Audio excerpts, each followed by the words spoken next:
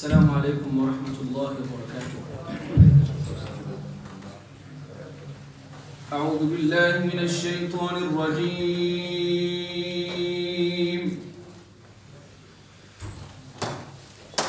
بسم الله الرحمن الرحيم.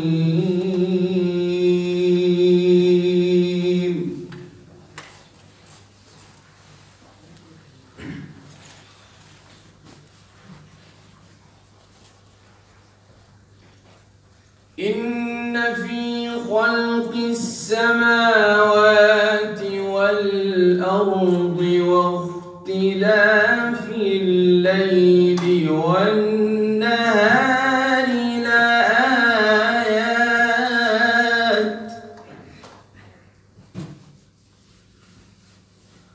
واختلاف الليل والنهار لآيات لأولي الألباب.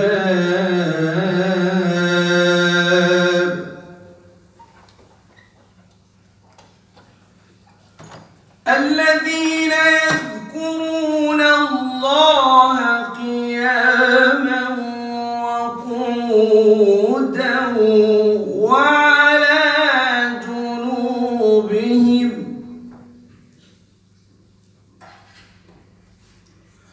يذكرون الله قياما وقعودا وعلى جنوبهم ويتفكرون في خلق السماوات والأرض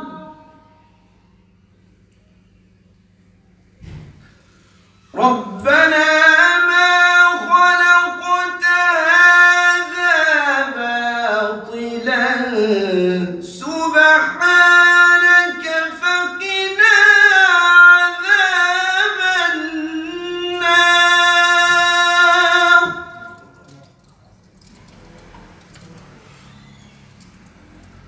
ربنا ما خلقت هذا باطلا سبحانك فقنا عذاب النار.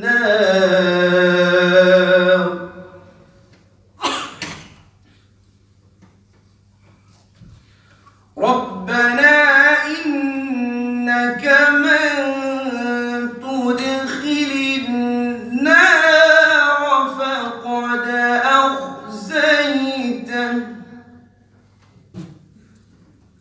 وما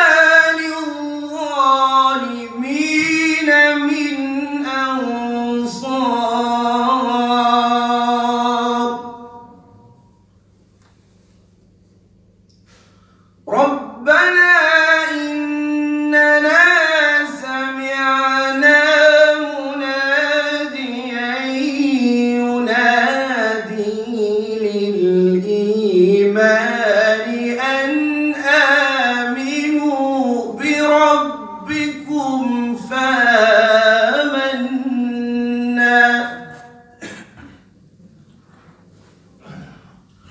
ربنا فاغفر لنا ذنوبنا وكفر عنا سيئاتنا وتوفنا مع الأبرار.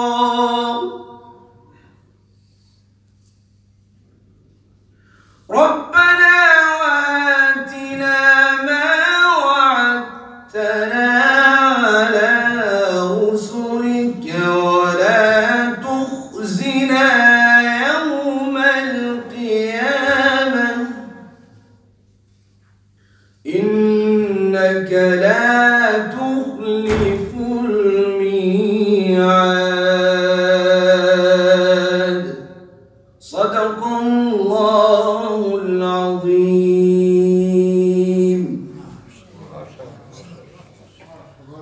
إن الحمد لله نحمده ونستعين به ونستهديه ونعوذ بالله من شرور أنفسنا ومن سيئات أعمالنا. إنه من يهده الله فلا مضل له ومن يضلل فلا هادي له ونشهد أن لا إله إلا الله وحده لا شريك له ونشهد أن سيدنا وحبيبنا وسراجنا المنير محمد رسول الله. اللهم صل على محمد وعلى آل محمد كما صليت على إبراهيم وعلى آل إبراهيم إنك حميد مجيد. اللهم بارك على محمد وعلى آل محمد كما باركت على إبراهيم وعلى آل إبراهيم إنك حميد مجيد. أما بعد، فقد قال الله عز وجل في كتابه المجيد وفرقانه الحميد: كل نفس ذائقة الموت. وقال الله عز وجل: ألا إن أولياء الله لا خوف عليهم ولا هم يحزنون. وقال الله عز وجل: يثبت الله الذين آمنوا بالقول الثابت في الحياة الدنيا وفي الآخرة. أما بعد, my dear respected brothers, elders, my dear sisters, viewers, listeners, you have decided to sit in this masjid today to listen to a reminder about the month of Sha'baan, a reminder regarding worshipping Allah and becoming closer to Allah. You have not made this decision individually. Your heart and your mind decided to sit here not because of its own decision. This decision was definitely guided by Allah subhanahu wa ta'ala. He had poured it in your heart for you to want to sit in this masjid. Why? Because Allah subhanahu wa ta'ala likes you. Because Allah wants good from you. Because it is narrated by authentic ahadith that when servants of Allah sit together to remember Allah, to sit in the majalis of the dhikr of Allah, then angels descend upon these majalis. And Rahman, the mercy of Allah, enshrouds these gatherings. So whether you believe it or not, amongst us today, right now, while we sit in this masjid, there are angels present to record your good deeds, to bless these gatherings. And these gatherings are mentioned and remembered in the court of Allah subhanahu wa ta'ala amongst the closest of the angels to Allah subhanahu wa ta'ala. This is one of the biggest honors that Allah can give to a human being, that He chooses for you to sit in the majlis of Allah subhanahu wa ta'ala, of majlis of remembering Allah. We get very happy and very proud if the Queen invites you to a garden tea party, or Prime Minister invites you to the parliament, something like this. But this is Allah literally inviting you to be remembered in His court, subhanAllah. This is extremely, extremely big. We think this is something small sometimes because we hear it so often. But right now, your names are being recorded to be rewarded abundantly in the court of Allah subhanahu wa ta'ala. May Allah accept from all of us. Ameen. Ya Rabbal Alameen. Every single time, your heart wants to do a good deed and you feel like doing a good deed, we say Alhamdulillah. We appreciate this ni'mah of Allah. We say Alhamdulillah. Let's say Alhamdulillah, yes. Because the more Alhamdulillah you say, Allah will increase this ni'mah. And there is no greater ni'mah than the ni'mah of worshipping Allah. Imagine you are not a Muslim. Imagine Allah hadn't guided you to sit and remember Allah. Imagine. You would be directed towards your own destruction. Because we know that without Iman there is no success. Those kuffar who will disbelieve in Allah on the day of judgment will say to Allah, "Oh Allah, we will give you our children. We will give you our wives. I will give you my parents. Take them and punish them. We will give you the whole world filled with gold. Just forgive us." But no. Why? Because they never had Iman. Iman is that special. And being honored to sit in the majlis of dhikr of Allah is extremely special. So I hope we can all appreciate this and really feel good and alhamdulillah proud about being in a majlis like today's, alhamdulillah. Now moving on to our topic. Today's topic is of course the speciality of the month of Sha'baan. And we know that the Sha'baan month is the month just before Ramadan. Allah subhanahu wa ta'ala says in the Quran, "Inna iddat ash-shuhuri 'inda Allahi 12," that according to Allah subhanahu wa ta'ala, the number of the months are 12 months. Okay, minha arba'atul hurum. From them there are 4 that are muharram, they are special, they are sacred months. Sha'baan, however, is not one of those sacred months. Yet it is considered to be one of the special months of the year. And the Prophet ﷺ, when he was asked, "O Prophet of Allah," understand, Prophet ﷺ is being asked, "O Prophet of Allah, why is it that we find you to be doing extra good deeds and fasting excessively in this month of Sha'baan? It is as though you have fasted for the whole month. Why? You know, it's not Ramadan, nor is it Dhul Hijjah, okay? Nor is it Muharram. Okay, so what is it? Why do you, O Prophet Sallallahu Alaihi Wasallam, why are you so excessively serious about doing extra ibadat in this month? Prophet Sallallahu Alaihi Wasallam responds and explains to the Sahaba that, listen, this month is a month in which a lot of people are not aware, not conscious of worshipping Allah. Why? What usually happens? We make a plan that inshallah in Ramadan I'm going to become a good Muslim. Okay? Before Ramadan, I'm going to try and have a bit of fun, bit of holiday. You know, inshallah, when Ramadan comes, I will open the Quran. When Ramadan comes, I will do Qiyamul Layl. When Ramadan comes, I will give sadaqah. So much so, some people, when you ask them for sadaqah, they will ask the question, is it Ramadan yet? So now, because of this fact, because people are waiting to do good deeds in Ramadan, a lot of people become ghafil and unaware of worshipping Allah in this month. So the first explanation the Prophet ﷺ gives in the hadith is that because a lot of people are unaware and distracted from worshipping Allah in this month. What does it mean to us? What does it mean to us? What it means to us is, if you, my dear friend, worship Allah at a time other people don't, then this is extremely beloved to Allah. Does that make sense? This is why tahajjud is so special. One of the reasons why tahajjud is so special, because the whole world is sleeping. Everybody is sleeping. Nobody is watching you. But you, because of your consciousness, because of your love for Allah, you get up from bed, you leave your sleeping place, your warm bed, your pillow, and you go to the bathroom, be it cold or hot, you do wudu, and you stand in front of Allah and you say to Allah, Oh Allah, Allahumma laka alhamdu, anta nuru as-samawati wal-ardi wa man fihin. Oh Allah, for you is all gratitude, you are the light of the world and the skies. Oh Allah, Allahumma laka alhamdu, anta rabbu as-samawati wal-ardi wa man fihin. Oh Allah, for you is the gratitude, you are the Lord of the heavens and the skies. You are making this communication one-to-one with Allah.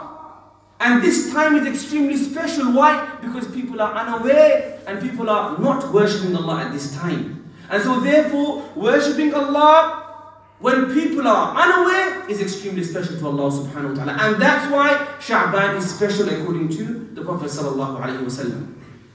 Similarly, in the same hadith, the Prophet sallallahu alayhi wa sallam says, another reason why I fast in this month and I prepare myself more in this month is because this is the month in which Allah presents, or Allah is presented. The angels lift up your good deeds to Allah, your deeds to Allah, and they present them to Allah. And the Prophet ﷺ says that I would like my good deeds to be presented to Allah while I am fasting.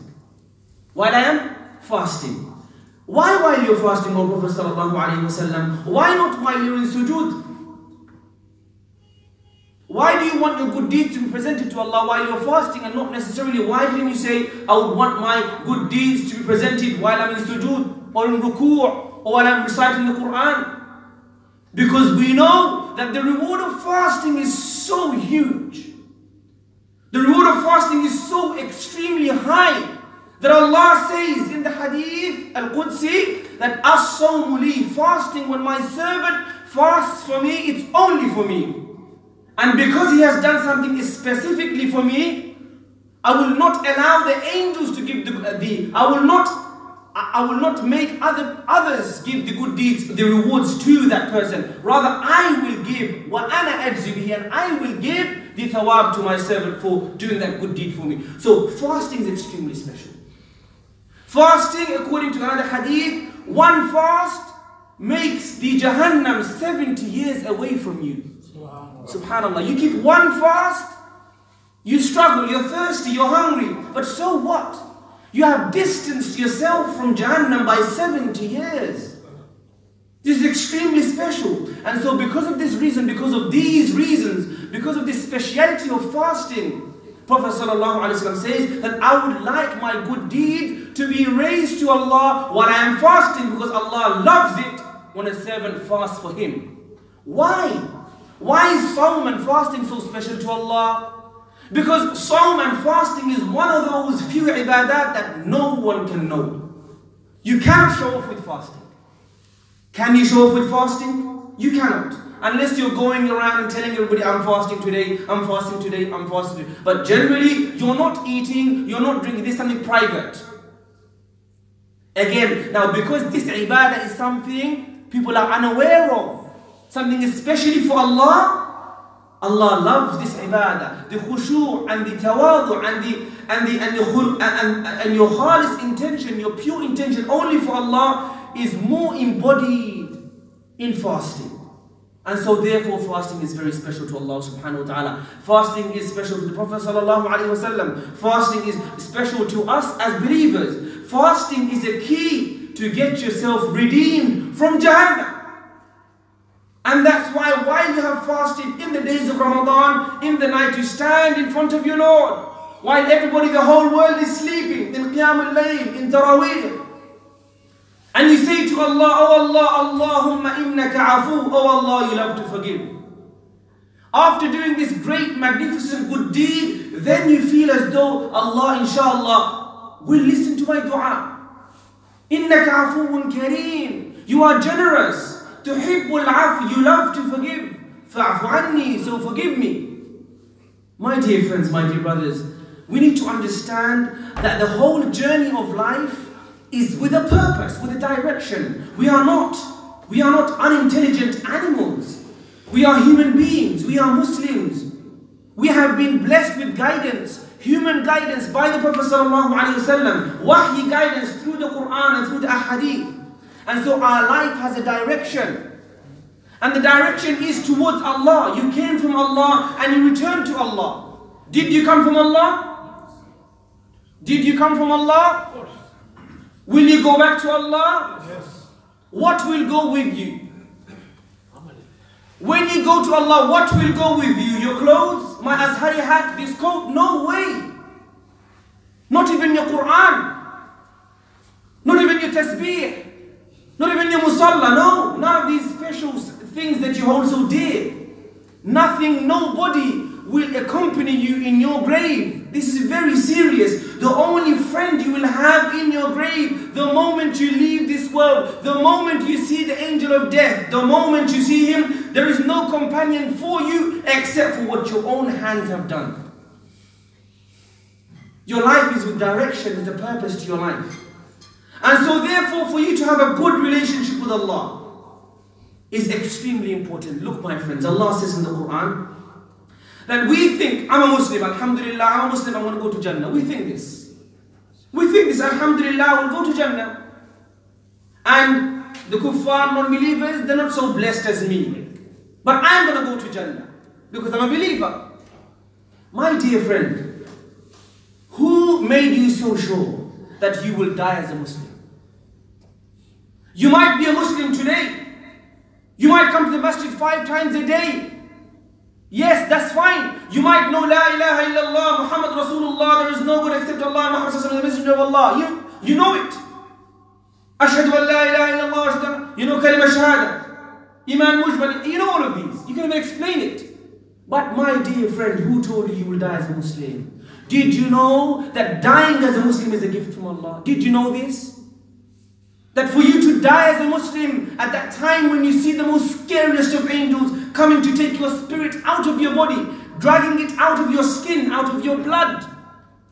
At that moment, the only thing that will keep you steadfast on your faith is a gift from Allah, is the divine guidance from Allah to make you strong while you are being tested at that time. And for that reason, Allah says in the Quran, يُثَبِّتُ اللَّهُ الَّذِينَ آمَنُوا بِالْقَوْلِ الثَّابِتِ فِي الْحَيَاةِ الدُّنْيَا وَفِي الْآخِرَةِ. Only those who have completed their iman, not الَّذِينَ أَسْلَمُوا. Islam is to accept Islam, to submit, but iman is to complete your iman by doing the good deeds you need to do, by doing the tilawah, by doing the salawat, by doing the fasting, by doing the sadaqat, by fulfilling your rights, by doing your responsibilities. That's when you become a mu'min. Your iman is complete with qualities related to the heart. We find that the person who does not love for his brother what he loves for himself is not a mu'min. Well, Islam is to say La ilaha illallah. How do the two make sense? Because for your iman to be complete, there is more than just saying La ilaha illallah. So Allah is saying, those who have completed their iman, they will be gifted. How? Allah, how will you gift us? In many ways. But this particular ayah is talking about a very special gift. Allah is saying, يُثَبِّتُ. Allah will affirm and make firm. See this podium here and see this chair here is very firm. At the time of death, everything is very shaky. You have no physical strength. Your legs are shaking. Your heart is shaking. Your mind is shaking. Everything is shaking. You have no physical power. You can't even get yourself some water to drink. At this particular moment, your iman will become shaky unless Allah affirms you and establishes you. This establishment and making you firm on iman, giving you the ability to say La ilaha illallah while you die, my friends, is a gift from God, is a gift from Allah subhanahu wa ta'ala. And so therefore, how do we ensure? We like insurance policies. If I have an accident, I have insurance policy with such and such a company. I have an accident, they will come and take care of my car. They will give me an alternative car. Do you see? We like to be sure about things. We like to save some money. I have £1,000 for this month, but I will put £1,000 away for savings for a difficult time. We like to be sure about problem situations. But how do you ensure yourself that you will become firm and die as a Muslim? How do you ensure for yourself that? Allah says in the Quran, Ya ayyuhal ladhina amanu ittaqullaha haqqa tuqati. O you who believe, fear Allah properly, a proper fearing. وَلَا تَمُوتُنَّ إِلَّا وَأَنْتُمْ مُسْلِمُونَ. And do not die except as a Muslim. You don't know, this dying as a Muslim is not in my power. How do I die as a Muslim? Because the other ayah is saying only Allah can make you firm on iman while you die. So the Mufassirun will explain to you that when Allah demands for you to die as a Muslim, what does it mean? It means to establish yourself on iman. It means to make your good deeds to such a level that your iman, that your good deeds are accepted by Allah. To make yourself accepted by Allah is for you to die as a Muslim. Is for you to build such a relationship with Allah subhanahu wa ta'ala that He will give you the ability to die as a Muslim. Do you see? You can't by option choose. You can't put a reminder on your phone. Ashiq, die as a Muslim. It doesn't work like that. It's not a task. It's not a job. You can't just die as a Muslim. It's not your choice. But this gift of dying with iman is only given by Allah. How do you attain and acquire that gift of dying as a Muslim? It is by building a special connection with your Lord. It is by becoming close to your Lord. It is by becoming beloved to your Lord. It is by Allah liking you as a servant. It is by Allah blessing you to die, you thabbit. For Allah to make you thabit while you die, and for you to be able to say, blessed to say, La ilaha illallah Muhammad Rasulullah. Many people, while they are dying, people around them are saying, Ashhadu an la ilaha illallah, Ashhadu an, they're doing talqeen. They're telling them, they're not instructing, but they're reminding them, Ashhadu an la ilaha illallah. But they have not been given the opportunity. They can't say it. It doesn't come out of their mouth. Iman becomes shaky. But this blessing of being close to Allah, this blessing of dying as a Muslim is only acquired through being close to Allah. Now come to the question, how do I become close to Allah? How do I become close to Allah? The answers are many. The answers are many. But know, my friends, the best thing about this whole situation of how do I become close to Allah is that Allah wants you to become close to Him. What an amazing Creator. What an amazing Lord. What an amazing Guardian. How amazing Allah is that He created the entire universe with its millions and trillions of stars, with its galaxies that extend and spread out throughout the universe, with the various solar systems and the various different planets that human beings could have existed in. What an amazing Creator that He creates all of these things. He creates various types of animals and creatures. He creates angels, He creates jinn. He creates all sorts of creations, unlimited, uncountable. And after all of this creation, what does He do? He chooses you, Bani Adam. He chooses you, Bani Adam, to be the recipients of wahi. How amazing is that? That this Allah, had He wanted, He could have just left you to rot. He could have made you into a rock. He could have made you into an animal. He could have made you any sort of an animal. He could have made you those rocks which will be chucked into Jahannam just to fill it up. But Allah has chosen to make you a human being. He has blessed you with that honor. And so this in itself is an indication that He wants good from you. He made you a son of Adam alayhi salatu wasalam. Thereafter, He did not make you from Banu Israel. He did not make you from those who refused Isa. He did not make you from those who refused Nuh alayhi salatu wasalam and drowned themselves. He did not make you from the followers of Yusuf or any other prophet. He made you the follower of the final and the best and the Khatamun Nabiyyin, Sayyidul Mursaleen, Muhammadur Rasulullah sallallahu alayhi wasallam. He made you a follower of that great prophet who is the leader of all the prophets. How amazing is that, Lord? The prophet who led all of the other prophets in the Laylatul Isra wal Mi'raj. Will we not say Alhamdulillah? Will we not say Alhamdulillah? Will we not then praise Allah, say Subhanallah? Will we not then say Subhanallah wa bihamdihi, Subhanallah al-Azim? Will we not be grateful to Allah after all of these blessings? Allah wants you to become close to Him. If Allah hadn't wanted for you to become close to Him, to become beloved to Him, He would not have sent thousands of prophets.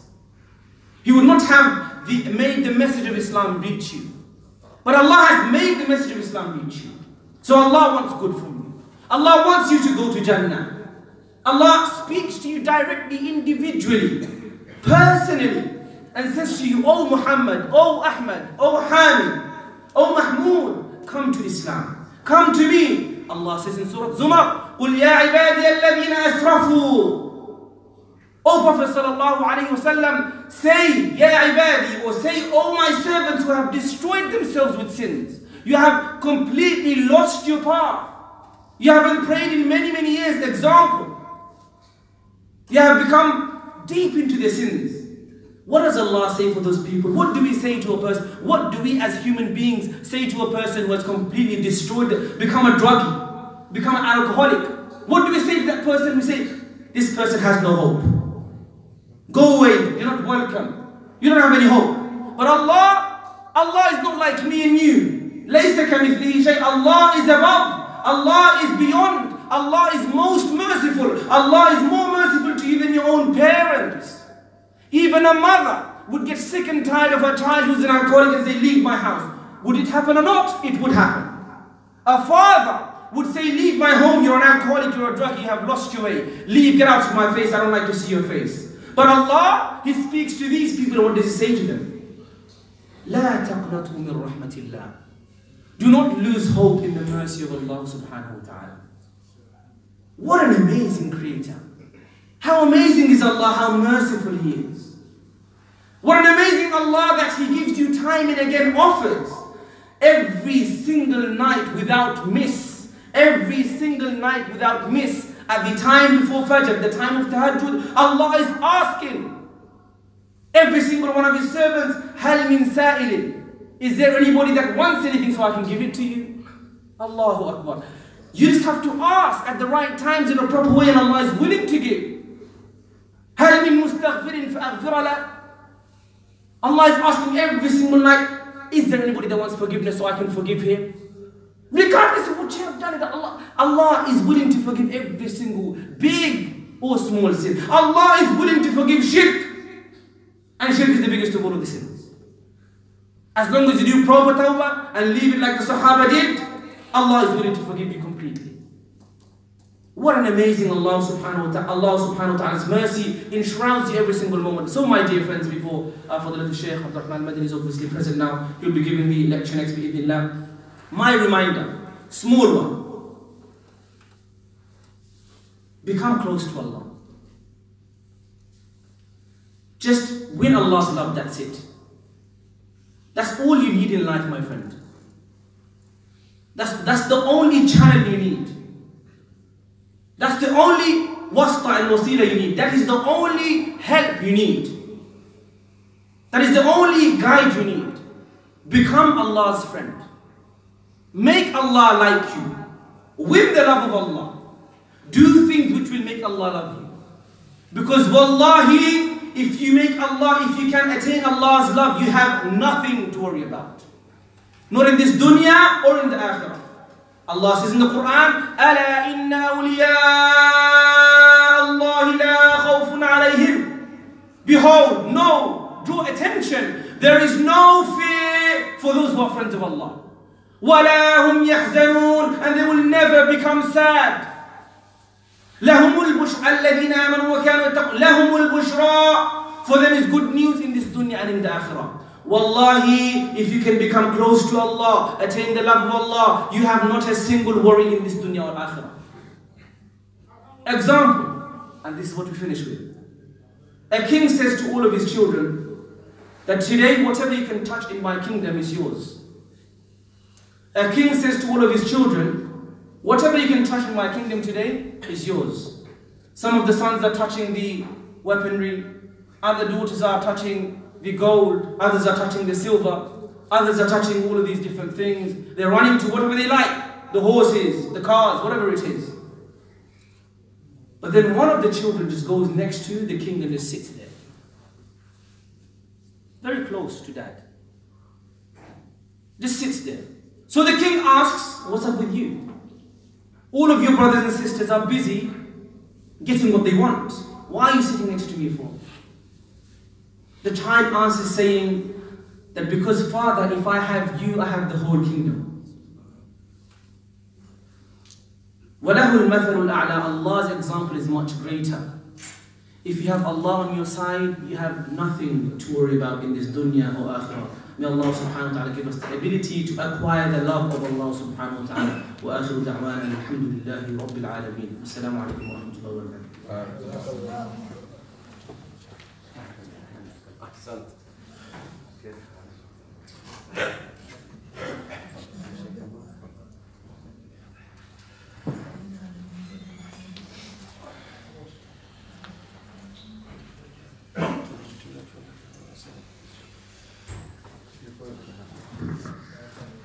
জাযাকাল্লাহু খায়রান। আমরা অত্যন্ত important সংক্ষিপ্ত সময়ে হলো খুবই important নসিহত শুনছিলাম আমাদের মসজিদের সম্মানিত ইমাম খতিব ফজিলাতুল শেখ কাজী আশিকুর রহমান আল-আজহারির কাছ থেকে। এবং আমাদের সময় খুবই কম, নির্ধারিত সময়ের মধ্যে আমাদের অত্যন্ত সুপরিচিত ইসলামী ব্যক্তিত্ব, স্কলার ও মিডিয়া ব্যক্তিত্ব এবং ইসলামী চিন্তাবিদ ফজিলাতুল শেখ আব্দুর রহমান মাদানী ইতিমধ্যে তারা আসন গ্রহণ করেছেন। আমরা ঈশার আগ পর্যন্ত এই আলোচনা শুনব এবং প্রতি বছর আমরা শাবান মাসে এই রিমাইন্ডার দেওয়ার চেষ্টা করি যে আমরা যাতে রমাদানের প্রস্তুতি গ্রহণ করতে পারি এবং শাবান মাসের যে ইবাদত আছে সেটাও যেন আমাদের মিস না হয়ে যায়। শাবানের ফজিলত সম্পর্কে জানানোর চেষ্টা করি। আমাদের খতিব সাহেব ইতিমধ্যে গত জুমায় এই ব্যাপারে ডিটেলস আলোচনা করেছেন। আজকে আমরা এই সংক্ষিপ্ত আলোচনা থেকে আশা করি বেনিফিটেড হব এবং এখন আমরা আলোচনা শুনব ফজিলাতুল শেখ আব্দুর রহমান মাদানী সাহেবের কাছ থেকে। আলোচনা শেষে প্রতি বছরের মতোই আমরা রমাদানুল মুবারকের প্রস্তুতি মাস, আমাদের ইফতারের প্রস্তুতি নিতে হয় সকাল আগ থেকে। আমাদের ইমামরা, তারাবির ইমামরা ইতিমধ্যে আলহামদুলিল্লাহ ফিক্স হয়ে গেছেন, আমরা যথাসময়ে জানতে পারবো। আমাদের ইফতারের যে বিশাল আয়োজন প্রতিদিন থাকে, এখানে আমাদের লোকাল বিজনেসম্যানরা হিউজ কন্ট্রিবিউশন তাদের থাকে। এরপরে আমাদের কিছু ম্যাটেরিয়ালস কেনা এবং আমাদের সার্ভিস হোল্ডারদের জন্য ম্যানেজ করতে হয়, যেটা আপনাদের কাছে আমরা এই মাহফিলে আজকে অ্যাপিল করবো এবং পরবর্তীতে পুরো মাসেই সেটা দেওয়ার জন্য একটা বক্স এখানে থাকে আমাদের রিসেপশনে। সেখানেও আপনারা সবসময় ইফতারের আয়োজনের জন্য যে সওয়াব সেটা আপনাদের জানা আছে, সেখানে প্রত্যেকেই সাধ্যমতো অংশগ্রহণ করবেন এবং আজকের থেকে শুরু হবে। আজকে আমরা ব্রিফ অ্যাপিল আমরা এই আলোচনার পরে আপনাদের কাছে কুইক কালেকশন, ক্যাশ কালেকশনের জন্য যাবো ইনশাআল্লাহ। এখন আমি মুহতারাম আব্দুর রহমান মাদানী সাহেবকে ওনার আলোচনা শাবান মাসের ফজিলত, গুরুত্ব এবং আমল সম্পর্কে পেশ করার জন্য শুভেচ্ছা অনুরোধ করছি। السلام عليكم ورحمة الله وبركاته. وعليكم السلام ورحمة الله. إن الحمد لله نحمده ونستعينه ونستغفره ونعوذ بالله من شرور أنفسنا ومن سيئات أعمالنا. من يهده الله فلا مضل له ومن يضلل فلا هادي له. ونشهد أن لا إله إلا الله ونشهد أن محمدا عبد الله ورسوله. بلغ الرسالة وأدى الأمانة ونصح الأمة وكشف بإذن ربه الغمة وتركنا على المحجة البيضاء ليلها كنهارها لا يزيغ عنها إلا هالك. صلوات الله وسلامه عليه وعلى آله الشرفاء وصحبه النجباء وعلى من دعا بدعوته وجاهد في سبيل الله حق جهاده وسار على منهجه واقتفى أثره بإحسان إلى يوم الدين. فقد قال الله سبحانه وتعالى في التنزيل العزيز: أعوذ بالله من الشيطان الرجيم. بسم الله الرحمن الرحيم. إن الله وملائكته يصلون على النبي يا أيها الذين آمنوا صلوا عليه وسلموا تسليما. اللهم صل على محمد وعلى آل محمد كما صليت على إبراهيم وعلى آل إبراهيم إنك حميد مجيد. اللهم بارك على محمد وعلى آل محمد كما باركت على إبراهيم وعلى آل إبراهيم إنك حميد مجيد. সমবেত সম্মানিত দিনদার ইমানদার মুসল্লিয়ান কিরাম আর আজান রেডিওর মাধ্যমে যে সব ভাই বোনরা শুনছেন, আমরা আমাদের আজকের এই মাহফিলের শুরুতে রব্বুল আলামিন আল্লাহ সুবহানাহু ওয়া তাআলা শুকর গুজার হব। আল্লাহ তাআলা এই শাবান মাসের প্রথম দিকে আজকে আল্লাহর ঘর মসজিদে আমাদেরকে সমবেত করেছেন। যখন আপনি আমি এই মাহফিলে বসে আছি, আপনার আমার গুনাহ মাফ হয়ে যাচ্ছে। সুবহানাল্লাহ। আল্লাহ রাব্বুল আলামিন আপনার আমার আমলনামায় সওয়াব লিখছেন। সুবহানাল্লাহ। এরকম মুবারক মাহফিলে আল্লাহ তাআলা আমাদেরকে একত্রিত করেছেন। আসুন আল্লাহ তাআলার শুকর গুজার হই। সবাই জোরে সুরে বলি আলহামদুলিল্লাহ।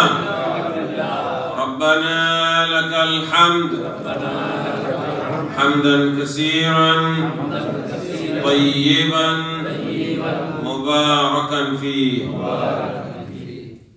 আমাদের ইমাম এবং খতিব শেখ আশিকুর রহমান আলোচনা করছিলেন আল্লাহ রাব্বুল আলামিনের প্রিয় পাত্র কিভাবে হওয়া যায়। আর আল্লাহর প্রিয় হয়ে গেলে আর কোনো কিছু তো দরকার হয় না। এই যে শাবানের কথা বলেন, আর রমাদানের কথা বলেন, মৌসুমের কথা বলেন, আল্লাহ তাআলা এই সমস্ত ওকেশনকে এই জন্য দেন যাতে করে আল্লাহ আমাদেরকে মাফ করে দিতে পারে। এগুলো মাপের একটা ওসিলা ছাড়া কিছু না। আল্লাহ তাআলা এরকম মৌসুম আমাদেরকে দিয়েছেন। আসুন বলি আলহামদুলিল্লাহ। আলহামদুলিল্লাহ। শাবান মাস অলরেডি শুরু হয়ে গেছে, রমাদানের প্রস্তুতি আমরা নিচ্ছি। সময় যেহেতু কম, অনেক কথা বলার সুযোগ হবে না। আর আলোচনা শুনতে শুনতে আপনারাও তো ছোটবেলা থেকে শাবান শুনেন, রমজান শুনেন, ওই নিসফে শাবান শুনেন, শবে বরাত শুনেন, শুনতে শুনতে আপনাদেরও কিন্তু জানা হয়ে গেছে যে এখন আমরা কি বলবো। এরপরও আমরা আবার রিমাইন্ডারের জন্য আমরা বসি আসলে, কারণ এমন কোন কথা কোরআন হাদিসের আলোচনা এখন মনে হয় রয়েছে না যে আপনারা একেবারেই শোনেন না, একেবারে নতুন। এই জন্য আলহামদুলিল্লাহ এরপরও আমরা আসি, কারণ আল্লাহ সওয়াব দিবে।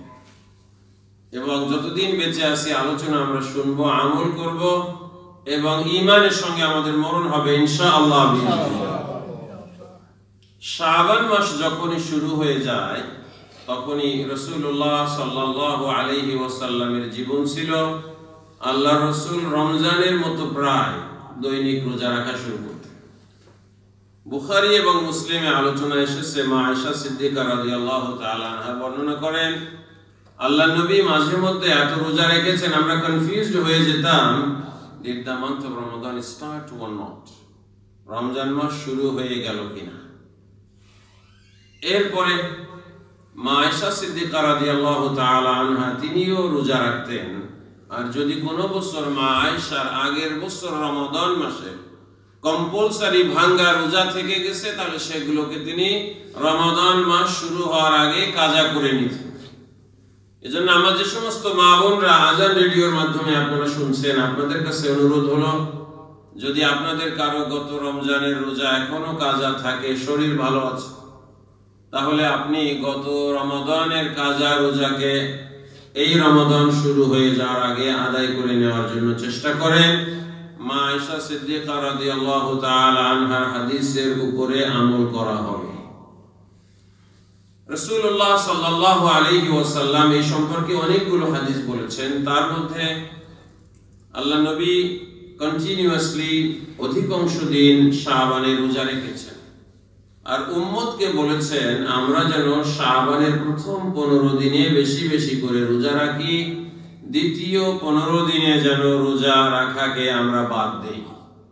রাসূলুল্লাহ সাল্লাল্লাহু আলাইহি ওয়াসাল্লাম recommended to fast as many days as we can in the first 15 days and to leave it, not to do it in the other 50 days. কেন করেছেন রাসূলুল্লাহ সাল্লাল্লাহু আলাইহি ওয়াসাল্লাম এটা? আল্লাহর নবীকে আল্লাহ রাব্বুল আলামিন এমন শারীরিক সামর্থ্য দিয়েছিলেন, আল্লাহর নবী সারা বছর রোজা রাখলে অসুস্থ হইতেন না। বলুন সুবহানাল্লাহ। আর আপনি আর আমি যদি রোজা 1 মাস না হয়ে 2 মাস হইতো, কত মারামারি যে লাগতো। আপনি দেখবেন যে রমজানের শেষ সপ্তাহে কোনো মুরব্বির মেজাজ আর ঠিক থাকে না। মুরব্বি তো দূরের কথা, যারা মুরব্বি হয় নাই তাদেরই অবস্থা খারাপ। এজন্য যদি রোজা 2 মাস হইতো, আল্লাহ জানে কত মারামারি খুনোখুনি যে হইতো। যদি শাবান মাসে আপনি কন্টিনিউয়াসলি রোজা রাখেন, তাহলে তো আপনি ফাইনাল গেম আসার আগে আপনি টায়ার্ড, তখন আপনি এটাকে আর করতে পারবেন না। এজন্য আল্লাহ নবী বলেছেন ইজান তাসাফা শাবানু ফালা তাসুমু, শাবান মাস যখন নিসফ হয়ে যায় এরপরে তোমরা আর রোজা রেখে না। নাসাইর আরেক হাদিসের মধ্যে এসেছে রাসূলুল্লাহ সাল্লাল্লাহু আলাইহি ওয়াসাল্লাম একজনকে জিজ্ঞেস করলেন শাবানের শেষে, এই বেটা তুমি কি শাবান মাসের প্রথম দিকে একদিন ও 2 দিন রোজা রাখছো? বললেন ইয়া রাসূলুল্লাহ আমি তো অভাগা, আমার রোজা রাখার সৌভাগ্য হয় না। দেন আল্লাহর নবী বললেন ফালতাসুম ইয়াওমাইনি আও সালাসা, প্রথম দিকে একেবারেই রোজা রাখো না, এটা ঠিক হয় না, তুমি তো সুস্থ মানুষ, তাহলে এখন 2টা অথবা 3টা রোজা রেখে ফেলো, তাতে অসুবিধা নেই। কারণ কি? কারণ হলো আপনার যাতে করে রোজা রাখার অভ্যাস। আমরা অনেকেই আছি গত রমজানে রোজা রাখছিলাম, এরপরে রোজা কি জিনিস ভুলে গেছি আমরা। এমন মানুষও আছেন শাওয়ালে রোজা রেখেছেন, সোমবারে বৃহস্পতিবারে রোজা রাখেন, এরপরে দেখা গেছে ইয়ম আরাফার রোজা রেখেছেন, এরপরে আশুরার রোজা রেখেছেন। এমন মানুষও আছেন, এমনও আছেন রমজান ছাড়া আর রোজা রাখার নাম গন্ধ এমন মানুষ বেশি। ঠিক কিনা কথা? এখন তো যদি জিজ্ঞেস করা হয় কে কয়টা রাখছেন, আর একটা ঝামেলা। এই ঝামেলার মধ্যে যাওয়ার দরকার নাই, তাচ্ছে আমরা অনেকেই রাখি না, এটা একটা অসুবিধা। এই জন্য রমাদান মাস শুরু হয়ে যাওয়ার আগে আমাদের জন্য একটা প্র্যাকটিস যেন হয়ে যায়, ফাইনাল গেম হওয়ার পর ওয়ার্ম আপ গেম যেমন একটা হয়। আপনি যদি মনে করেন যে চ্যারিটি রানে আপনি অংশগ্রহণ করবেন, আগামীকালকে লন্ডন ম্যারাথন হচ্ছে, ঠিক না? আপনি যদি আজকে সিদ্ধান্ত নেন যে জীবনে দৌড়াইছি না, কালকে দৌড়াই, বড় জোর শ্যাডোয়েল থেকে দারুল মাবুদান দৌড়াইতে পারবেন আপনি, এরপরে আপনি শেষ। কুইনের বাড়ি পর্যন্ত আর যাওয়া লাগবে না, ঠিক কিনা কথা? কারণ আপনার অভ্যাস নাই। যারা আগামীকালকে অংশগ্রহণ করবে সারা বছর তারা ট্রেনিং করছে, ট্রেনিং করে আগামীকালকে ফাইনাল তাদের ম্যারাথন হচ্ছে। এখন আমাদের ম্যারাথন শুরু হবে, মনে করেন যে মে মাসের 15 তারিখ দিবাগত রাত থেকে ম্যারাথন শুরু হচ্ছে, হিসাব যদি ঠিক থাকে। এই ম্যারাথনের আগে আপনি এখন একটু দৌড়াবেন, একটু প্র্যাকটিস করবেন যে আমি রমজানটাকে পারবো কিনা।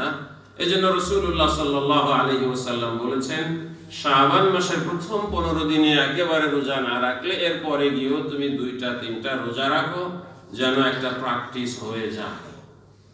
আর রাসূলুল্লাহ সাল্লাল্লাহু আলাইহি ওয়াসাল্লামকে জিজ্ঞেস করেন, ইয়া রাসূলুল্লাহ আইয়ু সিয়ামি আফদাল বা'দা রমাদান?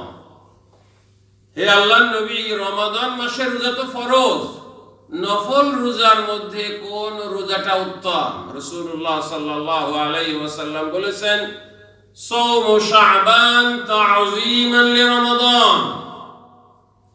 রমাদান মাসকে ইজ্জত করে শাবান মাসে যে রোজা রাখা হয়, এই রোজার সওয়াব আল্লাহ তাআলার কাছে অনেক অনেক অনেক গুণ বেশি। সুবহানাল্লাহ। এজন্য আমরা আসেন চেষ্টা করি।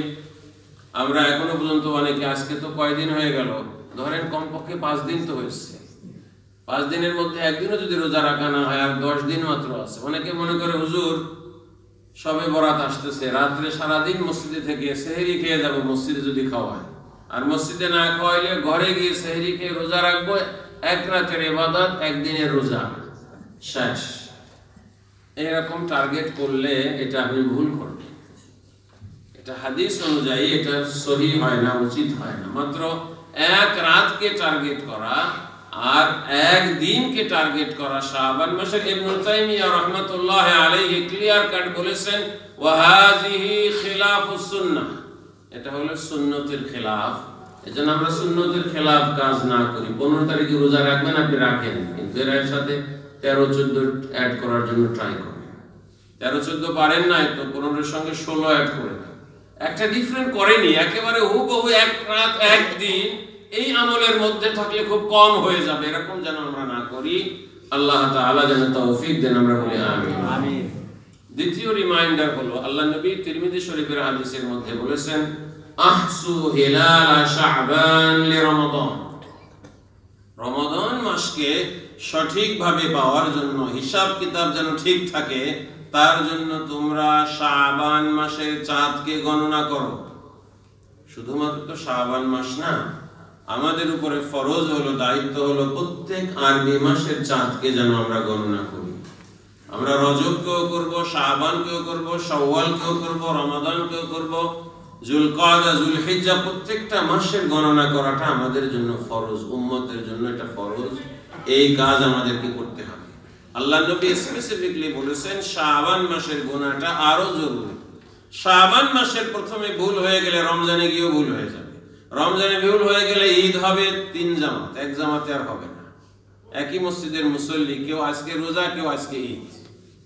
এই ঝামেলা একটু কমছে আগের থেকে, আল্লাহ আরো কমাই দিক ইনশাআল্লাহ। আমরা যেন সবাই একসাথে রোজা শুরু করি, একসঙ্গে যেন আমরা ঈদ করতে পারি, এরকম পরিবেশ অন্তত হোক। হ্যাঁ, ব্যাখ্যা করার সুযোগ আছে। আল্লাহ রাব্বুল আলামিন হয়তো দুইজনের অবস্থাকেই কবুল করবেন, কিন্তু সুন্দর দেখা যায় না। আর যারা নন মুসলিমদের সাথে কাজ করি, তারা বলে কয়দিন তোমাদেরকে ছুটি দিব, ওর ছুটি একদিন, তোমার ছুটি আর একদিন, সেও আর এক ঝামেলা আছে। আল্লাহ তাআলা সব ঝামেলা থেকে আমাদেরকে মুক্ত করুন, বলি আমিন। তবে চাঁদ গণনা করাটা কিন্তু আপনার আমার জন্য ফরজ। আমি সবসময় কথা বলি, সবাইকে বলি, গত জুমাও বলেছি, টেলিভিশনেও বলছি এই কথা, যে আপনারা সবাই আরবি 12 মাসের নাম বারবার রিভিশন করবেন। আবার মুখস্থ করছেন, এরপরে যদি আমি জিজ্ঞেস করি আপনি বলতে পারবেন না। কেন পারবেন না? কারণ আপনি এটা রিভাইজ করেন না। জানুয়ারি ফেব্রুয়ারি ঘুমায় ঘুমায় বললেও ভুল হয় না, কিন্তু মুহররম সফর মুখ দিয়ে আসেই না। আসবে কি করে? আপনি তো এটা প্র্যাকটিস করেন না। যা প্র্যাকটিস করেন তাই আসে। আপনি যা বলবেন তাই তো শিখবেন। নিজেও প্র্যাকটিস করবেন, নিজের বাচ্চাদেরকে মুহররম, সফর, রবিউল আউয়াল, রবিউস সানি, জুমাদাল উলা, জুমাদাস সানিয়া, রজব, শাবান, রমাদান, শাওয়াল, যুলকাদা, যুলহিজ্জা, যেন জানুয়ারি ফেব্রুয়ারি থেকেও ফ্লুয়েন্টলি যেন এই মাসগুলোর নাম বাচ্চাদের মুখে আসে, এটা আপনারা চেষ্টা করবেন। আপনি মারা যাবেন, কবরে একটা সদকায়ে জারিয়া হবে। আপনার ছেলেমেয়েরা মুহররম সফর বলবে, আপনার কবরে আমলনামায় সওয়াব যাবে। অন্তত সারা মুসলিম ফ্যামিলির মধ্যে গণনা না থাকুক, আপনার ফ্যামিলির মধ্যে যেন আরবি মাসের গণনাটা কিয়ামত পর্যন্ত থাকে, এই চেষ্টাটা করবেন ইনশাআল্লাহ। ইনশাআল্লাহ প্রত্যেকে আজকে গিয়ে নিজেরা রিভাইজ মজুর কোন জায়গা থেকে রিভাইজ করব? দারুল উলুম মসজিদের ক্যালেন্ডার আছে না ঘরে? যদি আর কোনো জায়গা না থাকে ওইটা দেখে দেখে রিভাইজ করে ফেলেন। ক্যালেন্ডার না থাকলে গোপনে আজকে একটা নিয়ে যান, কারণ জানুয়ারি মাসে যে আপনি নেন নাই মানুষ হয়তো জানে না। আপনি আজকে গোপনে একটা নিয়ে যান, নিয়ে এরপরে ওখান থেকে রিভাইজ করেন। কিন্তু আরবি মাসগুলো গণনা করাটা আমাদের জন্য সামর্থ্য অনুযায়ী ফরজ। এটা শুধুমাত্র ইমাম খতিবদের জন্য ফরজ না, যারা মুসলমান এদের সবার জন্য দায়িত্ব। আমরা সবাই গণনা ভুলে গেলে সবাই কিন্তু গুনাহগার হয়ে যাব। আল্লাহ তাআলা আমাদেরকে তৌফিক দিন, আমরা বলি আমিন। চলো 2 নম্বর রিমাইন্ডার।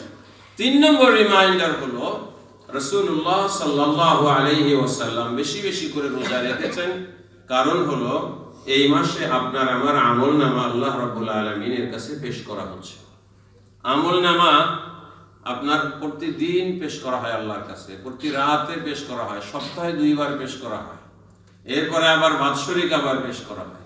আমাদের যেমন রিপোর্ট হয়, প্রথমে আমরা মাসিক রিপোর্ট পেশ করি, রিপোর্টিং বৈঠক হয়, এরপরে ষান্মাসিক প্রোগ্রাম হয়, এখানে এই 6 মাসেরটা আমরা যোগ করি, এরপরে আবার যখন বাৎসরিক হয় তখন 12 মাসেরটা আমরা যোগ করে ফেলি। এরকম বিভিন্ন রিপোর্টিং যেমন আছে, হাদিসের মধ্যে এসেছে যে আল্লাহ সুবহানাহু ওয়া তাআলা ফেরেশতাদেরকে পরিবর্তন করেন আসরের নামাজ এবং ফজরের নামাজের সময়। ফজরের নামাজের সময় যারা চলে যায় আল্লাহর কাছে গিয়ে বলে, আল্লাহ দিন কেবল শুরু হচ্ছে, আমি তোমার বান্দা বান্দীদেরকে নামাজে রেখে আসছি, তারা ভালো। আল্লাহ জানেন এটা, তারপর আল্লাহ রিপোর্টটা গ্রহণ করেন, বলুন সুবহানাল্লাহ। আবার আসরের নামাজে যখন যে গ্রুপ যায়, যারা ফজরে আসছিল এরা আসর পর্যন্ত শেষ, ডিউটি শেষ। আমরা যেমন 8 ঘন্টা করি, তারা কয় ঘন্টা করে? এই কাছাকাছি, প্রায় 8 ঘন্টার কাছাকাছি এরকম ডিউটি শেষ। গিয়ে বলে, আল্লাহ এখনো পর্যন্ত দিন শেষ হয় নাই, দিন একটু পরে শেষ হবে, কিন্তু তাদেরকে আমরা নামাজে রেখে আসছি। হাদিস বলছে আল্লাহ ভালো করে জানেন, তারপরে ফেরেশতাদের রিপোর্টটাকে আল্লাহ রাব্বুল আলামিন গ্রহণ করেন। এই হলো আপনার দৈনিক 2 বার রিপোর্ট আপনার আমার যাচ্ছে।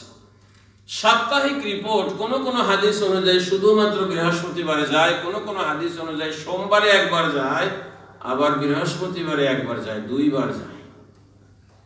ধরলাম 2 বারই গেল, এই জন্য আল্লাহ রাসূল সোমবারে বৃহস্পতিবারে রোজা রাখা সুন্নতের কথা বলেছেন। ঠিক হুবহু শাবান মাসে আপনার আমার রিপোর্ট, বাৎসরিক রিপোর্ট, যেমন ভাবে আপনার HMRC আছে, ইনল্যান্ড রেভিনিউ আছে, 31st of January সেলফ এমপ্লয়েডদের রিপোর্ট যাওয়াই লাগে, না হলে 100 পাউন্ডের জরিমানা হয়। এই সমস্ত নিয়ম কানুন আপনারা জানেন। এই জন্য আল্লাহ রাব্বুল আলামিনের কাছে সারা বছরের আমলনামা শাবান মাসে গিয়ে পেশ করা হচ্ছে। নাসাই শরীফের হাদিস, আন উসামা ইবনে যায়েদ রাদিয়াল্লাহু তাআলা আনহুমা قال سألت رسول الله صلى الله عليه وسلم فقلت يا رسول الله لما أراك تصوم من شعبان ما لا تصوم في غيره فقال النبي صلى الله عليه وسلم ذاك شهر تغفل الناس عنه بين رجب ورمضان ترفع فيه الأعمال إلى رب العالمين وأحب أن يرفع عملي وأنا صائم। উসামা ইবনে যায়েদ রাদিয়াল্লাহু তাআলা আনহু বর্ণনা করেন যে আল্লাহর নবীকে কি বললাম, দাদার মতোই তো ছিলেন, উসামার ছেলে যেহেতু, যে ইয়া রাসূলুল্লাহ আপনি শাবান মাসে যত বেশি রোজা রাখেন, রমাদান ছাড়া অন্য কোন মাসে এত বেশি রোজা কেন রাখেন না? আল্লাহর নবী বললেন এটা খুব ইম্পর্টেন্ট সময়, কিন্তু অধিকাংশ মানুষ এ ব্যাপারে বেখবর, কেয়ারলেস। এটা আসে হলো রজব এবং রমাদান মাসের মাঝখানে, এমন একটা মাস যেই মাসে রব্বুল আলামিন আল্লাহ তাআলার কাছে মানুষের আমলনামা পেশ করা হয়। আর যেদিন আমার আমলনামা পেশ করা হচ্ছে, আমি দেখতে চাই যে আমি ওই দিন রোজা অবস্থায় আছি, ফেরেশতারা গিয়ে রিপোর্ট করুক, আল্লাহ এটা হলো মুহাম্মদ ইবনে আব্দুল্লাহ রিপোর্ট, সে আজকে রোজা অবস্থায় আছে। আমি সেজন্য শাবান মাসে বেশি বেশি করে রোজা রাখি। আমরা নিজেদের আমলনামা পেশ করা হচ্ছে। দেখেন হিসাব কিন্তু খুবই সহজ। আজকাল এত বেশি রেকর্ডিং হয়, কে কোন কথা বলে সব ফেসবুকে এসে যায়, কে কোন কথা বলে কতক্ষণ পরে হোয়াটসঅ্যাপে এসে যায়। কে কোন কথা বলে গুগলকে আপনি জিজ্ঞেস করেন সব। আপনি একবার এক জায়গায় গেছেন, আমি তো প্রথম দিন খুব অবাক হয়ে গেছি। আমি টিভি অন থেকে বেরোইছি প্রোগ্রাম করে, গাড়ি ওঠার সাথে সাথেই বলতেছে your home is only 23 minutes. Google আমার হোম জানো কি করে? এরপরে ঘরের থেকে বেরোইছি, আমাকে বলতেছে your office is only 10 minutes. এর আরেকজন দারুল উলুমা ইজ অনলি 6 মিনিটস। মনে হয় যেন গুগলের কাছে সব খবর আছে। কেরামান কাতিবিনের কষ্ট হবে না, খালি গুগলের সঙ্গে একটা চুক্তি করে যে আমাদের সব ইনফরমেশন দিয়ে দাও। আমেরিকান গভর্নমেন্ট করছে তো চুক্তি, জানেন তো আপনারা। চুক্তি হয়ে গেছে, সব ইনফরমেশন তারা পেয়ে যাবে, সব রেকর্ডিং। কিন্তু এমন এই মেশিন পর্যন্ত এখন রেকর্ড করে ফেলে। এই যে আপনার সাথে যে আইফোন আছে, আমি যেটা আগে জানিও না, হঠাৎ করে আমার হুজুর আপনার এটা জানেন কি ব্যাপার? এর মধ্যে হেলথ একটা আছে, জানেন না? তা তো জানি না, কি হয় এর মধ্যে? হুজুর আজকে আপনি কত স্টেপ হেঁটেছেন, কত পা হাঁটলেন, কত দূর গেলেন, কোন দিন বেশি হলো, কোন দিন কম হলো, আপনি উপরে উঠছেন না নিচে নামছেন, সব রেকর্ড করা আছে। লা হাওলা ওয়ালা কুওয়াতা ইল্লা বিল্লাহিল আলিয়্যিল আযীম। আপনি চিন্তা করে দেখেন, কোনো কিছু কিন্তু গোপন নাই। আপনি ঘরে বাহিরে যেখানেই থাকেন না কেন, সব কিন্তু রেকর্ড হয়ে যাচ্ছে। এবং আপনার আমার এই রেকর্ড আল্লাহ রাব্বুল আলামিনের কাছে পেশ করা হচ্ছে এই শাবান মাসে। আসুন আমরা শাবান মাসে বেশি বেশি করে আমরা রোজা রাখার চেষ্টা করি, আল্লাহ যেন তৌফিক দেন। নাম্বার 4 হলো, আগে আমরা শবে বরাতের জন্য অপেক্ষা করতাম, এখন কিন্তু এত অপেক্ষা করি না। কারণ আমরা সবাই জানি শবে বরাতটা রমজান মাসে আসবে, শাবান মাসে শবে বরাত হবে না।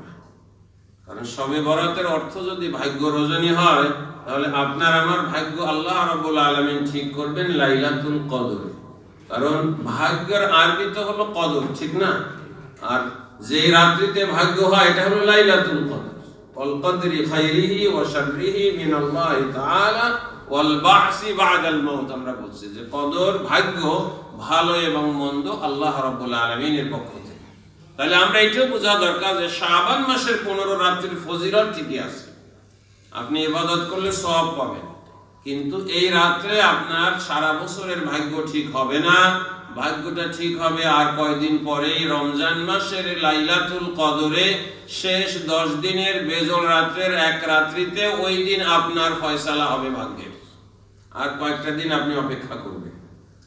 এই জন্য আমরা যেন মনে না করি, সারা জীবন যেটা মনে করছি যে শাবান মাসে ভাগ্য আমাদের ঠিক করা হয়, যদি হাদিস অনুযায়ী এটা ঠিক হতো আমাদের মানতে কোনো অসুবিধা ছিল না। কিন্তু হাদিস বলে, কোরআন বলে রমাদান মাসে লাইলাতুল কদরে ভাগ্য ঠিক হবে। কোরআন আর হাদিস যা বলে এটা মেনে নিলে ভালো, এটা মেনে নিলে আর কোনো ঝামেলা নেই। অন্য জায়গায় গেলে খালি তর্ক বিতর্ক হবে, ফিতনা ফাসাদ হবে, আমরা সেদিকে না যাই।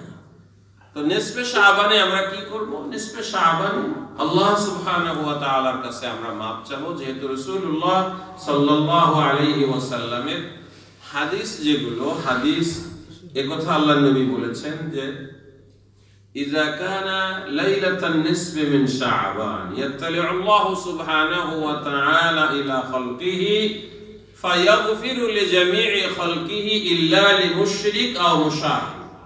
রাসূলুল্লাহ সাল্লাল্লাহু আলাইহি ওয়াসাল্লাম বলেছেন, নিসফে শাবানের রাত যখন আসে, মিডল নাইট অফ শাবান যখন আসে, আল্লাহ সুবহানাহু ওয়া তাআলা তার সৃষ্টি জগতের প্রতি স্পেশাল অ্যাটেনশন দিয়ে থাকেন। আল্লাহর অ্যাটেনশন তো সবসময় আছে। আল্লাহর অ্যাটেনশন যদি এক মুহূর্তের জন্য না থাকে, তাহলে দুনিয়াটা ভেঙে খানখান হয়ে যাবে, সব কিছু লন্ডভন্ড হয়ে যাবে, সব কিছু চলে যাবে।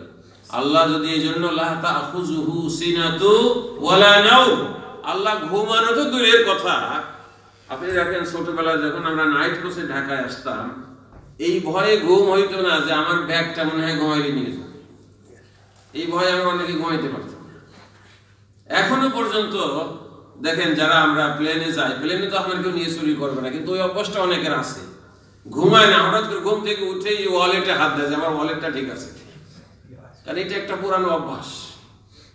মানুষ ঘুমাইলে মনে করে যে আমার মালামাল কেউ নিয়ে যাবে।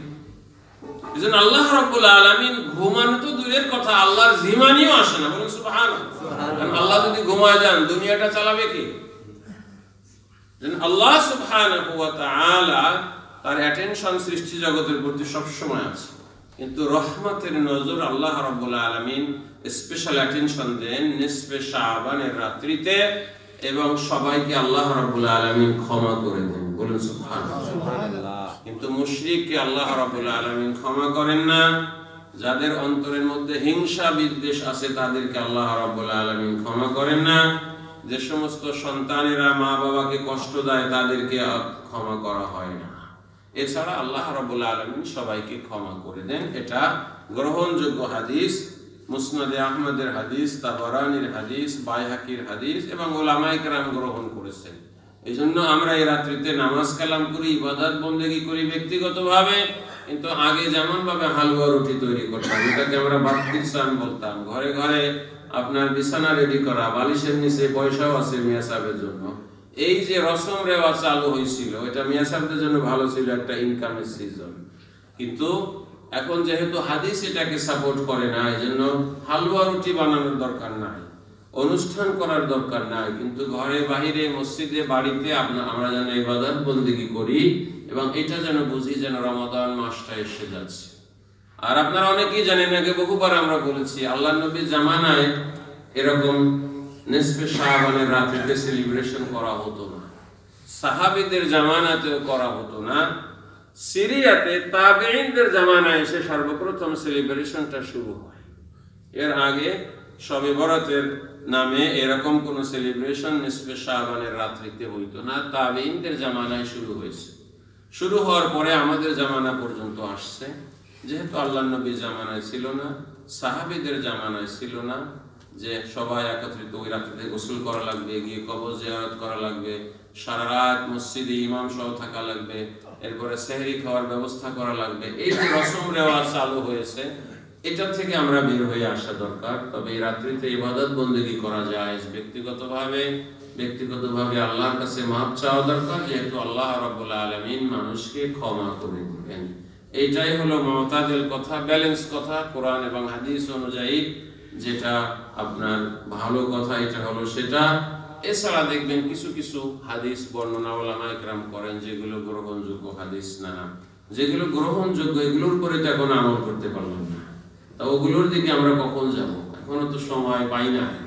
যেন আসুন সহিহ যে সমস্ত হাদিস আছে, কথা আছে, এগুলোর উপরে আমরা আমল করার জন্য চেষ্টা করি। আল্লাহ রাব্বুল আলামিন যেন তৌফিক দেন, আমরা বলি আমিন।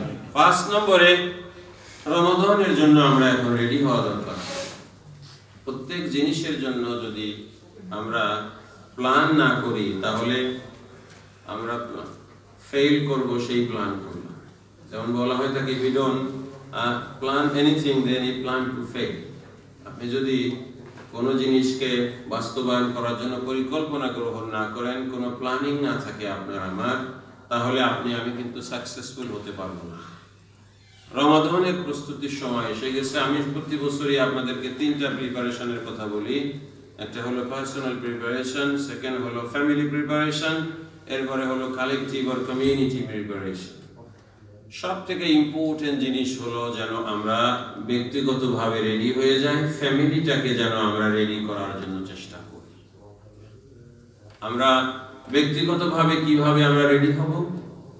রমাদান মাস যে আমাদের কাছে এসে হাজির হচ্ছে, রমাদান মাস আসবে এই জন্য যেন আমাদের মধ্যে একটা আনন্দ উদ্দীপনা যেন থাকে, আমাদের মধ্যে যেন একটা খুশি খুশি ভাব থাকে যে ভালো একটা জিনিস আসছে। এই সময়টা যখন আসবে আমি সময়টাকে কাজে লাগাবো। আল্লাহ তুমি রমজান মাসকে নিয়ে আসো তাড়াতাড়ি। এজন্য আমরা যে দোয়া করি, আল্লাহুম্মা বারিক লানা ফি রজব ওয়া শা'বান ওয়া বারিক লানা ফি রমাদান, কেউ বলি ওয়া বাল্লিগনা রমাদান। দোয়া হিসেবে এটা বলতে কোনো অসুবিধা নেই, কিন্তু কেউ বলেন হাদিসে এইভাবে পাওয়া যায় না। হাদিসে পাওয়া যায় হলো আল্লাহুম্মা বারিক লানা ফি রজব ওয়া শা'বান ওয়া বারিক লানা ফি রমাদান, এটা মুসনাদে আহমদে পাওয়া যায়। ওয়া বাল্লিগনা রমাদান যেটা, এটা হাদিসের রিওয়ায়াতের মধ্যে সহিহ রিওয়ায়াতে পাওয়া না গেলেও দোয়া হিসেবে যদি কেউ বলেন, হাদিস হিসেবে না, তাইলে এটা বলাটা যায়। সেই হলো উলামায়ে কেরামের মতামত।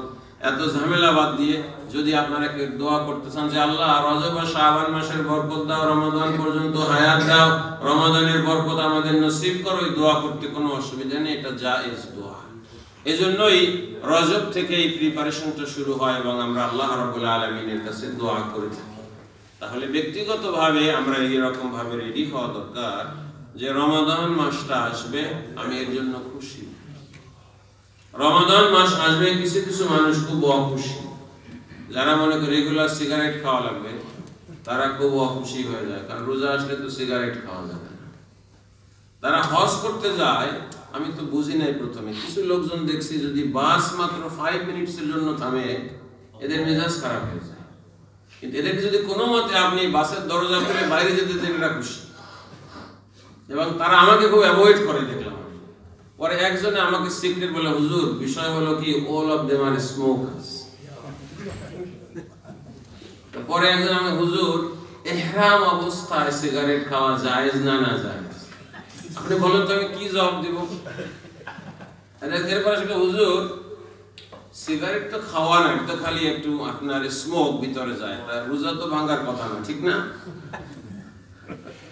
দেখেন কত রকমের অস্বস্থা, এইরকম অস্বস্থতা থেকে আল্লাহ আমাদের হেফাজত করুন বলি আমি। আর যারা এরকম এতে মুবতালা হয়ে গেছে, অভ্যাস হয়ে গেলে তো মানুষ পারে না। অনেক সময় অনেকে বলে, হুজুর চেষ্টা করি কিন্তু পারি না, তারা অসহায়, এজন্য তাদেরকে ঘৃণা না করে সহযোগিতা করি আমরা, আল্লাহ তাদেরকে এখান থেকে বের করে আনুক বলি আমি। এজন্য আপনারা আবার ক্লিয়ার করে বলি, রোজা রেখে কিন্তু সিগারেট খাওয়া যাবে না।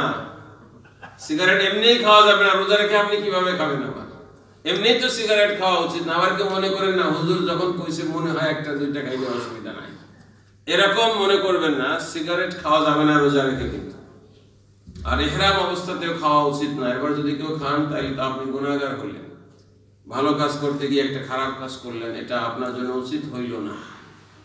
এই সমস্ত লোকজন অখুশি হয়ে যায় যাদের এরকম বদ অভ্যাস আছে, তারা কিন্তু খুশি না, তারা খুবই অখুশি।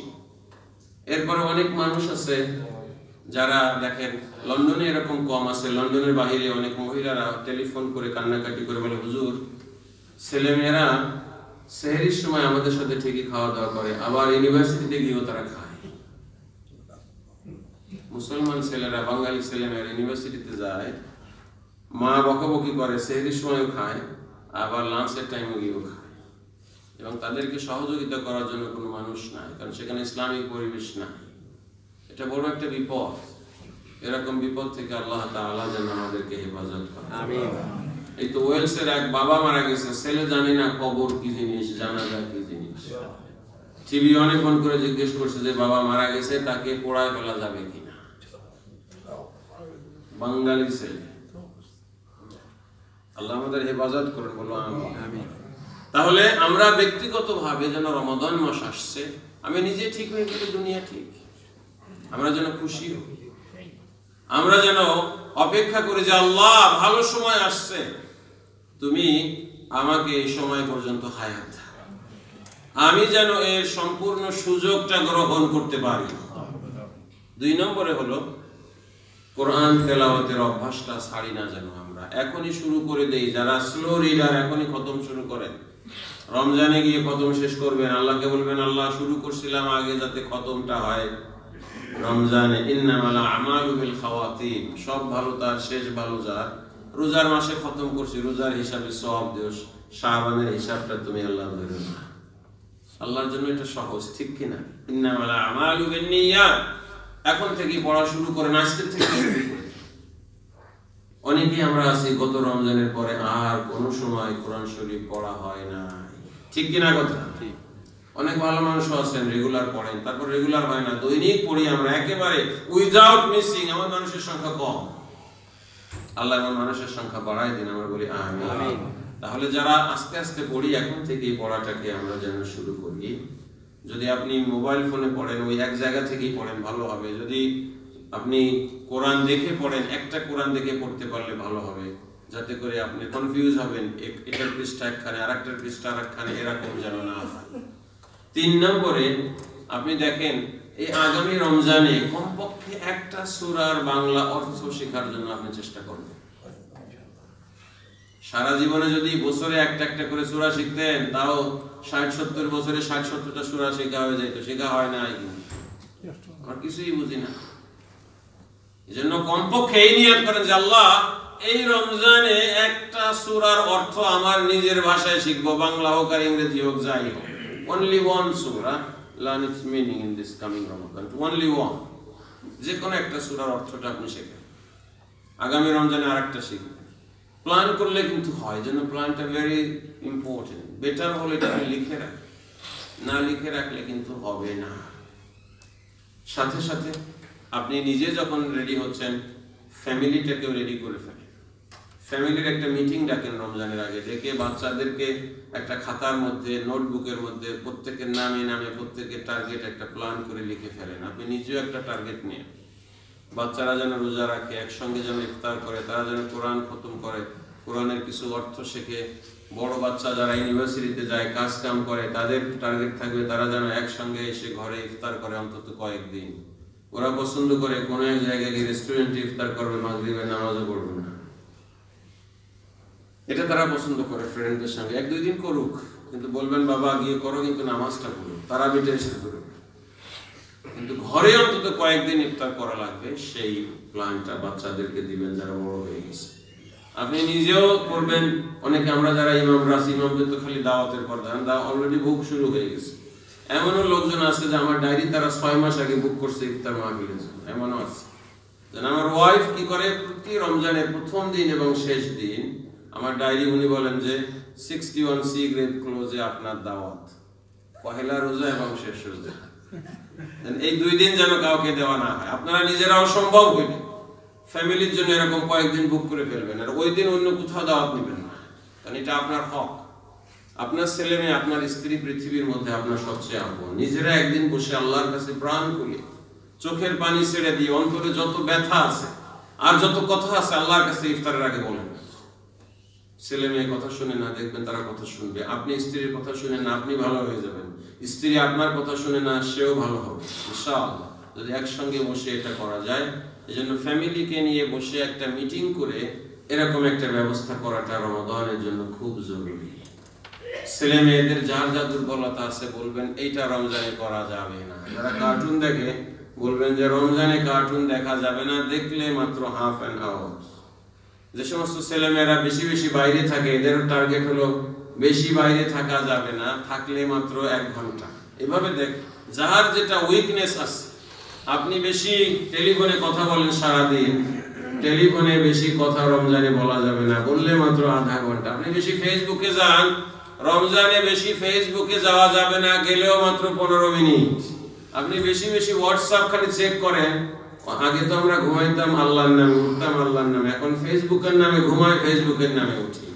অনেকেই মানুষ সবাই ফোনটাকে বিছানায় নিয়ে ঘুমাই। আমরা ফোনটা অন্য রুমে রেখে ঘুমাইতে পারলে আপনার জন্য একটা আরাম। এই চেষ্টা করবেন। এটা অ্যাডিকশন, এটা একটা নেশার মতো হয়ে গেছে। যার যেটা দুর্বলতা আছে এই দুর্বলতাটাকে কাটায় উঠতে হবে আগামী রমজান মাসে। আর কালেকটিভলি আমাদের যে দায়িত্ব সেটা হলো আমাদের মসজিদ যেন রেডি হয় রমাদানের জন্য, আমাদের টেলিভিশন চ্যানেলগুলো যেন রেডি হয়, আমাদের মার্কেটগুলো যেন রেডি হয়। যারা ইফতারের বিজনেস করবে তারাও কতটা রেডি। এরপরে দেখেন, আমরা আগে বলতাম যে এর মধ্যে মাসআলা আসছে, মনে করেন অল সিজন ফুডের মতো যারা অনেকেই আছে, আমরা advertising for anybody, just for example বলছি যে এখন তারা হাজার হাজার মানুষের ইফতার খাওয়ায়।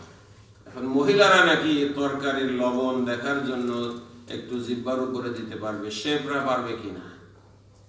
শেফদের জন্য এটা আরো বেশি দরকার, ঠিক না? এখন মনে করেন 3000 মানুষের ইফতার করা হচ্ছে, এখন চনার মধ্যে লবণ দেওয়া হয়েছে না, বিজনেসও শেষ, ওই দিন ইফতারের খাওয়ারও শেষ, ঠিক কিনা কথা।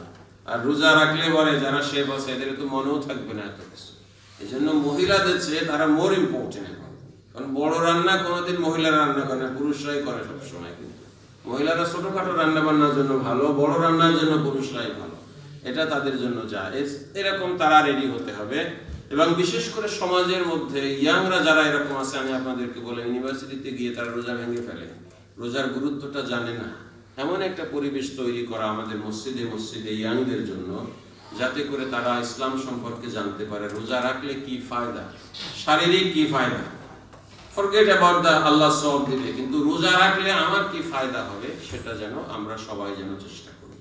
তাহলে 5 নম্বরের রিমাইন্ডার হলো আমরা যেন এই রোজার জন্য যেন রেডি হয়ে যাই। ব্যক্তিগতভাবে রেডি হই, ফ্যামিলিগতভাবে রেডি হই, কালেক্টিভলি রেডি হই। Personal preparation, family preparation and community preparation. আল্লাহ তাআলা যেন আমাদের কাউকে এই কয়দিনের মধ্যে যেন দুনিয়া থেকে নিয়ে না যাক, আমরা বলি আমিন। দেখেন, আমরা যে সবাই রেডি হব, রেডি হওয়ার জন্য সবার আগে তো মসজিদ রেডি হওয়া লাগবে। আর আমরা মসজিদের পক্ষ থেকে প্রতি বছর প্রতিদিন 200, 300, 400, কোনোদিন 500 মানুষেরও তো ইফতারের ব্যবস্থা করা লাগে। আর এই মসজিদের হোস্ট হলাম তো আমরা। এই মসজিদের মূল দায়িত্ব আল্লাহ তাআলা আমাদের উপরে দিয়েছে। অন্য মুসল্লিরা যারা আসে তারা আমাদের মেহমান হিসেবে আসে। এই হিসেবে শাবান মাসের আলোচনা যেদিনই হয়, আমরা মুসল্লিদের কাছে, লোকাল বিজনেস সবার কাছে কিন্তু আমরা আবদার করে থাকি যে আপনাদের পক্ষ থেকে, মসজিদের পক্ষ থেকে ইফতার করানো হচ্ছে, আপনারা অংশগ্রহণ করবেন, একথা আমরা বলে থাকি। আজকেও যেহেতু আমরা একত্রিত হয়েছি, আবার ঈশান নামাজ তো 10টায়, আপনারা তো মানবেন না নামাজ যদি পিছানো হয়, বলবেন যে না ঝামেলা আছে, তার থেকে আমরা নামাজের আগেই আমরা এদিকে যাই ইনশাআল্লাহ। যে আপনারা প্রতি বছর যেমন ভাবে দারুল উলুমা মসজিদে আমরা যে ইফতারের ব্যবস্থা করে থাকি, তার জন্য আপনারা অংশগ্রহণ করেন। আজকে আমরা অংশগ্রহণ করব। অনেকে আজকে হয়তো প্রিপারেশন নিয়ে আসি না, আমরা জানি না, আমরা পরবর্তীতে কন্ট্রিবিউট করব। এমন যদি কেউ থাকে যে ওকে আমি পুরো একদিনের ইফতারের আমি দায়িত্ব নিয়ে নিব, সেটা আপনি নিতে পারেন। আমাদের জন্য ভালো হয় যদি কেউ আইটেম দিতে চান, তাহলে এটা ডিফিকাল্ট হয়ে যায়। তার থেকে আমরা যে আইটেমগুলো দিই, এর যে মানে ভ্যালু যেটা হয়, প্রাইস যেটা, এটা দিলে তখন একটু সুন্দর হয়। অথবা যদি কেউ পার্মানেন্ট আইটেম কেউ দিতে চান যে আমি দৈনিক অমুক আইটেম দেব, 3 দিনের জন্য অমুক আইটেম দেব, তাহলে আমাদের অর্গানাইজার ভাইরা যারা আছেন তাদের সঙ্গে কথা বলবেন, এটাও আপনারা করতে পারেন। সাধারণত মানি হলে you can spend money for anything, কিন্তু ফিক্স কোনো আইটেম দিলে তখন একটু অসুবিধা হয়ে যায়। তো আজকে আসেন আমরা যারা এখানে আছি, রমাদান মাসে মানুষদেরকে ইফতার খাওয়ানো হবে। আপনি আমি ইফতার খাওয়াচ্ছি। যারা ইফতার খাওয়ায়, মনে করেন আমরা কি করলাম, 10 জন মানুষ মিলে একজনকে ইফতার খাওয়ালাম।